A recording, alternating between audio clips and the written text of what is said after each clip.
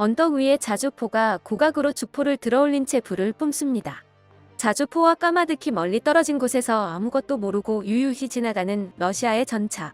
그런데 그 위에서 정체불명의 물체가 천천히 낙하하더니 전차 바로 위에서 갑자기 불기둥을 토해냅니다. 최근 우크라이나에 공여된 독일의 자주포가 대전차 상부 공격탄 스마트 155로 전차를 잡아내는 활약을 선보인 장면입니다. 경이로운 명중률과 주포의 한계를 넘어서는 사거리를 보여주기 때문에 이 신형 대전차탄은 독일 기갑의 필살기라고 할 수 있는데요. 이를 본 노르웨이는 이번에야말로 독일의 손을 들어주고 한국의 뒤통수를 칠 수 있게 되었다며 들뜬 모습이었습니다. 그런데 한국은 이미 스마트 155보다 더 강한 대전차탄을 자주포도 아니고 K2 전차에 달아 쓰고 있었습니다. 곡사용 포탄을 전차로 쓴다는 한국의 듣도 보도 못한 발상에 노르웨이는 할 말을 잃었습니다. 노르웨이는 또다시 한국을 수주전에서 탈락시킬 명분을 잃어버려서 당혹감을 감추지 못했는데요. 자세한 내막을 함께 알아보겠습니다. 얼마 전 독일이 스마트 155의 생산을 재개했습니다. 2조 6천억 원 규모의 노르웨이 전차 사업에서 확실한 승기를 쥐기 위함으로 해석되는데요. 원래 노르웨이 군 수뇌부와 뒤에서 몰래 손을 잡고 한국과는 형식적인 경합만 펼친 후 자연스럽게 수주를 따올 심산이었던 독일. 그런데 뜻밖에도 경합에 끌어들인 한국의 K2 전차가 각종 테스트에서 독일의 레오파르트 2 전차를 압도해버렸고 그 사실이 이곳저곳에 다 소문이 나버려서 독일과 노르웨이 수뇌부는 매우 곤란해진 상황이었습니다. 테스트에서 성능을 증명한 전차를 사오지 않을 명분이 없었던 것이죠. 그래서 독일이 꺼낸 카드가 바로 스마트 155였습니다. 155mm 주포에서 사용할 수 있는 스마트 155를 패키지로 제공해서 전차를 사면 덤으로 자주포 전력의 강화도 꾀할 수 있게 해주겠다는 겁니다. 스마트 155가 우크라이나에서 맹활약하는 것은 널리 알려진 바, 노르웨이는 이대로 독일을 이기게 해주면 당초의 목적은 완수할 수 있었습니다. 형식뿐인 수주전을 열어 한국의 K2는 들러리로 세워놓고 독일 측으로부터 더 나은 협상 조건을 이끌어내는 것이 노르웨이의 목적이었으니까요. 하지만 이런 계획은 또 실패하고 말았습니다. 스마트 155와 똑같은 기능을 하는 대전차탄을 한국도 가지고 있었기 때문이죠. 심지어 한국사는 성능이 더 좋기까지 했습니다. 화포에 미친 나라 한국이 만들어낸 무기는 순진한 노르웨이의 상상 따위는 한참 초월하는 물건이었습니다. 한국이 스마트 155의 역할을 위해 만든 무기의 명칭은 KSTA입니다. 코리아 스마트 타버텍 뮤니션의 약자로 스마트탄의 대표주자 M982 엑스칼리버를 모델로 한 KSTAM1과 스마트 155를 모델로 한 KSTAM2가 있습니다. KSTAM1의 경우 GPS를 이용한 종말 유도 기능이 탑재되어 있어 발사 후에도 고개를 까딱까딱 움직이면서 목표물을 향해 경로를 꺾는 것이 특징입니다. 이를 통해서 활강 유도, 정밀 유도, 전차의 상부 공격, 심지어는 정찰까지 수행할 수 있죠. 이 KSTAM1은 155mm 규격으로, 즉 K9 자주포로 운용하는 것을 전제하고 개발되었습니다. 그런데 진짜 기상천외한 것은 KSTAM2입니다. 기본적으로 스마트 155가 수행하는 역할은 똑같이 수행할 수 있는데 KSTAM2는 120mm 규격에서도 사용할 수 있습니다. 즉 K2 흑표 전차로 쏘는 것을 전제하고 만들었다는 것입니다. 전차의 주포는 자주포의 주포와는 완전히 결이 다릅니다. 자주포는 한자리에 방렬하고 수십 킬로미터에 달하는 장거리 포격을 위한 곡사를 하는 것이 기본이죠. 하지만 전차는 10km 이내에 비교적 가까운 거리에서 전투를 수행하므로 목표물을 직접 노려 직사를 합니다. 어느 정도 주포를 들어올릴 수는 있지만 자주포처럼 거의 수직까지 고각으로 올릴 수는 없고 보통은 그럴 필요도 거의 없죠. 그런데 K2 흑표는 어떻게 하겠다는 것인지는 몰라도 전차용 120mm 주포로 스마트 155의 역할을 하는 포탄을 쏜다는 것입니다. 스마트 155와 KSTAM2의 작동 방식 자체는 동일합니다. 주포를 통해 포물선을 그리는 탄도로 쏘아 올리면 최대 고도에 도달하기 전에 탄두가 분리되어 내부의 자탄이 빠져나옵니다. 이 자탄은 소형 낙하산을 타고 천천히 낙하하는데 그동안 레이더와 적외선 센서를 통해 지속적으로 지상의 목표물을 탐색하죠. 그리고 바닥에 닿기 전에 목표물을 포착하면 해당 방향을 정확히 조준해 장갑이 얇은 뚜껑에다 성형 작약탄을 꽂아 넣습니다. 이 일련의 과정을 효과적으로 수행하려면 고각 사격으로 큰 포물선을 그려서 낙하 시간을 많이 벌어줘야 합니다.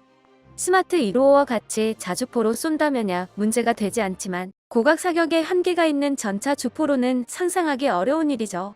하지만 전 세계에서 유일하게 한국의 K2 흑표만이 이를 해낼 수 있습니다. 바로 반능동형 앞 내장식 6기압 서스펜션 ISU 덕분이죠. K2의 세계 최초로 도입된 ISU는 노면의 상황에 따라 센서가 보기름 각각의 서스펜션을 개별적으로 조정하는 기능을 제공합니다. 이를 통해 험지 주파 능력을 극한까지 끌어올릴 뿐만 아니라 전차의 자세 제어에도 응용할 수 있죠. K1 맹호 시절부터 한국 전차는 ISU를 이용해 전차 앞부분을 기울여 내리는 소위 무릎 꿇기 퍼포먼스를 자랑으로 삼아왔습니다. K2에서는 이를 더 발전시켜 한쪽 무릎만 꿇는다든지 아예 차체 전체를 내려 엎드려 버릴 수도 있게 되었는데, 이를 통해 주포의 내림각을 확보해 낮은 지형의 적을 더 쉽게 공격할 수 있게 되었죠. K2는 이 무릎 꿇기를 반대로 사용해 전차의 앞부분만을 들어 올릴 수도 있는데요. 주포 올림각을 최대로 높이고 전차의 앞부분까지 들어 올리면 KSTAM2의 최적의 탄도를 만들어줄 수 있는 45도 이상의 각도를 달성할 수 있습니다. 덕분에 자주포로나 운용할 수 있는 지능탄을 전차로도 운용할 수 있는 것입니다. K2로 발사한 KSTAM2는 자탄 분리 후에도 공중에서 5에서 10초 동안 관성으로 천천히 전진하면서 낙하하는데요. 이를 통해 범인의 타겟 포착까지 충분한 시간을 얻을 수 있을 뿐더러 사정거리의 증가까지 노릴 수 있습니다. 스마트 155의 경우 자탄 낙하 방식을 통한 높은 명중률은 얻을 수 있지만 여타 포탄에 비해 사정거리가 유의미하게 늘어나지는 않았습니다. 반면 KSTAM은 높은 명중률 및 저지력은 물론이고 상당한 수준의 사정거리 증가 효과까지 보장합니다. K2 흑표의 주포는 다른 대부분의 MBT와 마찬가지로 최대 3km의 사정거리를 지니지만 KSTAM2는 이를 거의 3배나 늘려 무려 8km의 사정거리를 제공합니다. 이는 대전차전에서 어마어마한 강점입니다.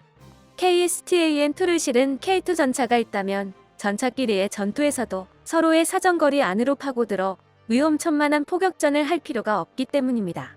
그저 상대 전차 8km 밖에서 KSTAM2를 고각으로 날려서 상대가 이쪽을 식별하기도 전에 뚜껑을 먼저 따버리면 그만이죠. 마치 자주포의 원거리 화력 지원을 받는 것과 같은 효과를 누릴 수 있는 겁니다. 한국은 이 KSTAM을 노르웨이에 제한하지는 않았습니다. 하지만 이미 국내에서 K2를 운용하는 부대에는 KSTAM이 보급되어 있고 당연하게 쓰고 있습니다. KSTAM의 존재가 노르웨이에 알려진 것은 최근 폴란드 군사 전문 매체의 보도를 통해서였습니다. 디펜스24와 내셔널 인터레스트 폴란드어판 등 군사 매체에서는 지난 23일 폴란드에 수출된 K2PL이 훗날 추가로 획득할 수 있는 능력에 대한 기사를 냈습니다. 이들은 여기서 K2는 첨단 현가 장치와 최고의 공격력을 자랑하는 탄약이 결합되어 세계에서 가장 진보된 전차 중 하나가 되었다며 조만간 폴란드에도 들어가게 될 KSTAM탄의 성능에 대한 기대감을 숨기지 못했습니다. 이를 훔쳐본 노르웨이는 입장이 또 곤란해졌습니다. 독일의 스마트 155 패키지를 빌미로 한국을 탈락시킬 수 있었는데 한국에선 일선 부대에서도 쓰는 KSTAM2를 그냥 얻다면 그만이기 때문입니다. 순정 원본인 내수용 K2로도 운용할 수 있는 만큼 별다른 통합 과정도 필요하지 않습니다. 게다가 노르웨이는 이미 한국에서 K9 자주포를 구매 사용하고 있는데 K9으로 운용할 수 있는 KSTAM1까지 패키지로 교섭해볼 수 있는 기회라서 노르웨이 입장에서도 놓치기가 아까워졌습니다. 이종의 KSTAM을 대체할 수 있는 엑스칼리버나 스마트 155는 지능탄이라서 아무래도 가격이 상당합니다. 그나마 스마트 155는 독일이 패키지로 제공하면 값싸게 들여올 수 있지만 엑스칼리버의 경우에는 꼼짝없이 제값을 따주고 사와야 하죠. 이 상황에서 한국이 KSTAM 시리즈를 패키지로 팔아주면 딴 생각을 하고 있던 노르웨이도 아쉬울 수밖에 없습니다. 독일은 나름 지능탄이라는 필살기까지 동원해서 노르웨이를 도와줬지만 또 한국에게 한 방 얻어맞은 상황이 됐죠. 결국 얼마 전 노르웨이는 MBT 사업의 수주자 선정을 2월이나 3월까지 황급하게 미뤘는데요. 솔직히 한국이 이제 와서 노르웨이가 K2를 몇 대 사가는 것에 연연할 필요는 없어졌지만 가당치 않은 장기를 위해 한국을 이용한 노르웨이가 허둥대는 모습은 구경할 만하네요. 과연 노르웨이는 다급하게 번 몇 달의 시간 동안 적당한 핑계를 찾을 수 있을까요?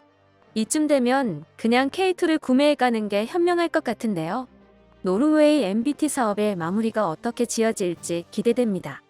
끝까지 시청해주셔서 감사합니다. 도움이 되셨다면 좋아요를, 다른 이야기도 궁금하시면 구독을 눌러주세요.